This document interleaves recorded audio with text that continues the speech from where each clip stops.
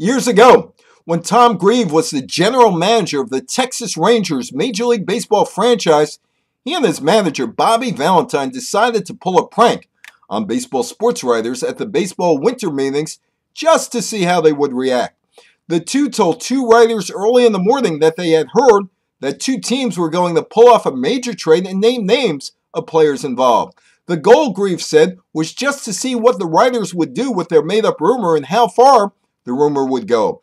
By night, the trade had expanded and was the talk of the meetings, and the writers had no clue they were set up for a prank.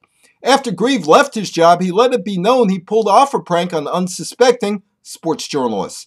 On Friday night, Rupert Murdoch's New York Post published a story that New York Islanders ownership was not happy with the people who own the Brooklyn Arena and could be open to moving the team back to suburban Nassau County or Queens.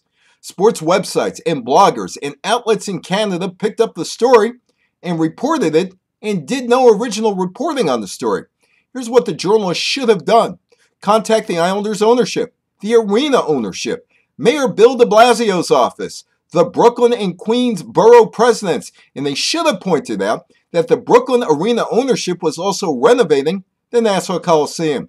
If the Islanders ownership and the Brooklyn arena ownership were upset with one another, that would not be a City Hall secret, especially with the city looking to build a streetcar from Queens to Brooklyn passing the arena. Maybe it's too much work involved for journalists to find out a story. Maybe Grieve and Valentine were correct in their assessment of sports writers with the trade they dreamed up and how it would end up like a game of telephone. So might the Brooklyn Arena, New York Islanders arena lease story. I'm Evan Weiner for the Politics of Sports Business.